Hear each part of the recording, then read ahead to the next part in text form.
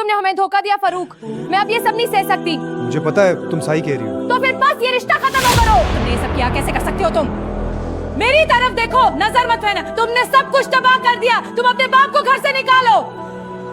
निकल जाओ मेरे घर से, मनहूस बाप। अब यहाँ मत दिखाई देना। जाओ दूसरे बेटे के पास, यहाँ से भाग जाओ।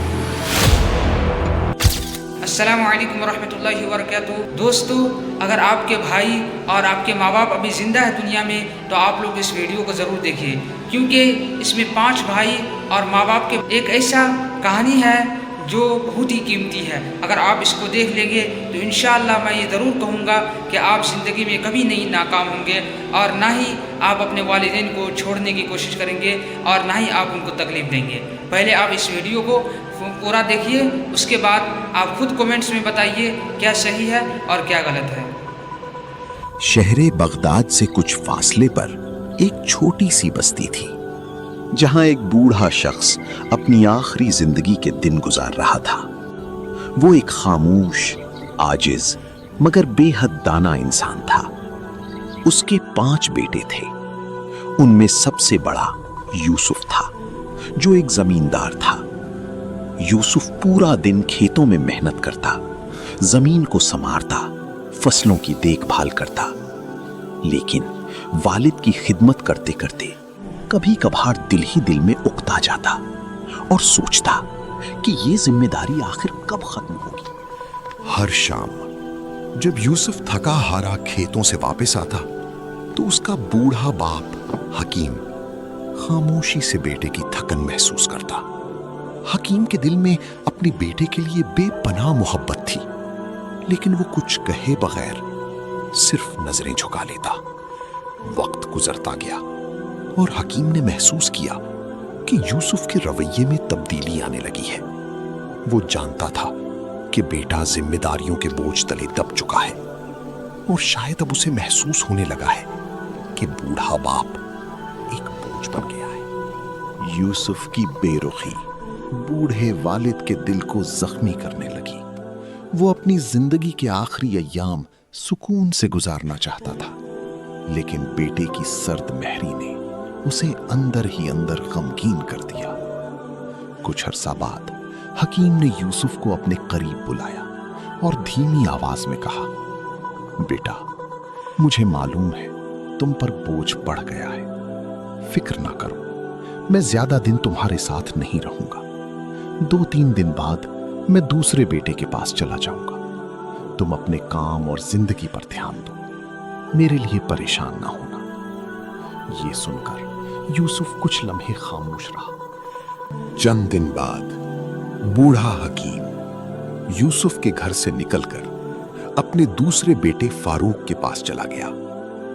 फारूक एक कामयाब ताजिर था, मालो दौलत की कोई कमी न थी, लेकिन इसके दिल में बाप के लिए वो मोहब्बत न थी जो होनी चाहिए थी। फारूक कारोबार में मसरूफ रहता और उसकी बीवी अपने ससुर को हमेशा नजरअंदाज करती। इनसे बात करना भी गोया उस पर बोझ था। बूढ़ा हकीम दिन भर खामोशी से एक कोने में बैठा रहता, दिल में अपने बेटों की बदलती मोहब्बत का गम लिए, मगर कभी अपनी तकलीफ जबान पर न लाता। ये बूढ़ा इंसान हमें मजीद परेशान कर रहा है। इनके और भी बच्चे हैं, वहां जाकर भी तो रह सकते हैं। फारूक भी कम ज़र्फ निकला। उसने अपने वालिद से कहा, बाबा, अगर आप तंग हो तो दूसरे बेटे के पास चले जाएं। आपके इलाज के लिए मैं कुछ पैसे दे दूंगा। ये अल्फाज बूढ़े हकीम की इज्जत-ए नफ्स पर एक और जख्म थे। फिर हकीम तीसरे बेटे उस्मान के पास चला गया। उस्मान एक मेहनती किसान था। उसने अपने वालिद का एहतराम तो किया, लेकिन वक्त ना दे सका। वो दिन भर खेतों में मसरूफ रहता और शाम को बीवी बच्चों में लग जाता। बूढ़े वालिद की उदासी उसकी नजरों से ओझल रही। उस्मान की बीवी अक्सर बच्चों को ससुर के पास बिठा देती और खुद अपने कामों में लग जाती। बूढ़ा हकीम अपनी बीमारी और कमजोरी के बावजूद बच्चों को संभालता रहता और दिल ही दिल में टूटता रहता। आखिरकार उसकी हालत मजीद बिगड़ गई और वो वहां से भी चला गया। अब वो चौथे बेटे अहमद के पास पहुंचा। अहमद एक लालची और धोखेबाज इंसान था। उसने बज़ाहिर बड़े एहतराम से वालिद का इस्तकबाल किया और कहा, बाबा, आपको यहां कोई तकलीफ नहीं होगी। लेकिन जल्द ही जब अहमद को मालूम हुआ कि बाप के पास कोई दौलत नहीं, तो उसका रवैया भी बदल गया। उसकी बीवी बूढ़े ससुर को बोझ समझने लगी। वो शिकायतें करती, उन्हें तकलीफ देती और घर के कामों में रुकावट समझती। अहमद भी अपने कारोबार में ऐसा मगन हुआ कि बाप की हालत भूल गया। यहां तक कि एक दिन उसने साफ कह दिया, बाबा, आप यहां नहीं रह सकते। मेरे पास इतना वक्त नहीं कि हर वक्त आपको देखूं। आपको कहीं और जाना होगा। ये सुनकर बूढ़ा हकीम दिल बर्दाश्ता हो गया और फिर उसने आखिरी बेटे अब्दुल्ला के पास जाने का फैसला किया। अब्दुल्ला सबसे छोटा, गरीब मगर निहायत मेहनती और नेक दिल इंसान था। वो दिन भर मजदूरी करता और उन्हीं कमाई के पैसों से अपने बाप की दवाएं खरीदता। उसकी बीवी भी बेहद ईमानदार और खिदमतगुजार थी। वो अपने ससुर का दिल से ख्याल रखती थी। जब हकीम ने अब्दुल्ला और उसकी बीवी की मोहब्बत देखी तो उसका दिल खुशी से भर गया और वो उन्हें दुआएं देने लगा। वक्त गुजरता गया और हकीम अब्दुल्ला के घर में सुकून से रहने लगा। उसकी जिंदगी में मोहब्बत और इज्जत वापस आ गई। फिर एक दिन हकीम शदीद बीमार पड़ गया।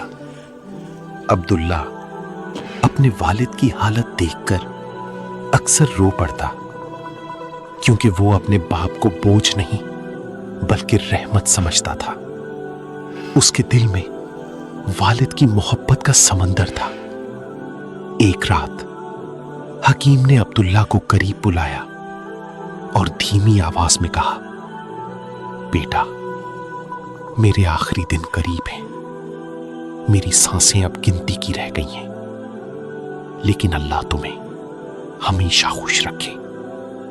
तुमने मेरी खिदमत करके मेरा दिल जीत। अब्दुल्ला की आंखें भर आईं। उसने कहा, बाबा, अल्लाह ना करे आप हमें छोड़कर जाएं।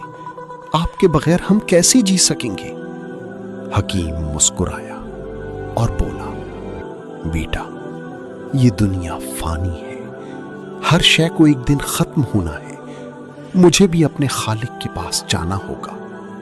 फिर हकीम ने गहरी सांस ली और कहा, बेटा, मैंने अपनी जिंदगी में तुम पांचों बेटों का इम्तिहान लिया, मगर इस आजमाइश में सिर्फ तुम कामयाब हो। मेरे मरने के बाद बगदाद की फलां गली में जाबिर नाम के एक बूढ़े शख्स के पास जाना और कहना कि हकीम वफात पा चुका है।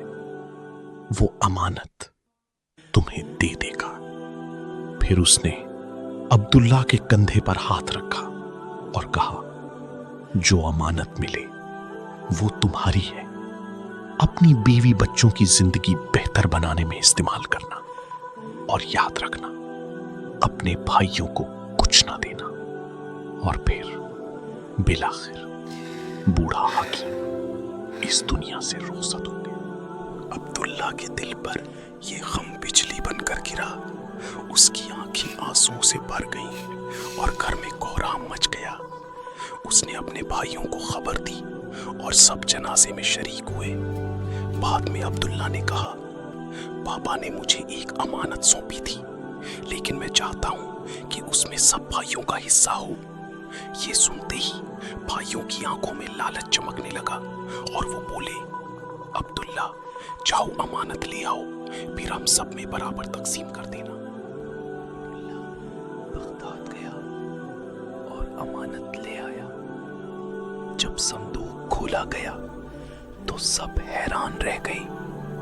इसमें बगदाद के बाजार की कीमती दुकानों के कागजात, अशरफियां और कीमती जवाहिरात मौजूद थे। अब्दुल्ला ने अपनी दयानतदारी साबित करते हुए सब भाइयों को उनका हिस्सा दे दिया, मगर वक्त ने जल्द ही अपना फैसला सुना दिया। एक भाई कर्जों में डूब गया। दूसरी तरफ अब्दुल्ला ने मेहनत शुरू की, कूफे से कपड़ा खरीदता और बगदाद के बाजार में बेचता। उसकी ईमानदारी, बाप की दुआएं और मुसलसल मेहनत उसे कामयाबी की बुलंदियों तक ले गई। यहां तक कि वो पूरे बाजार का मालिक बन गया।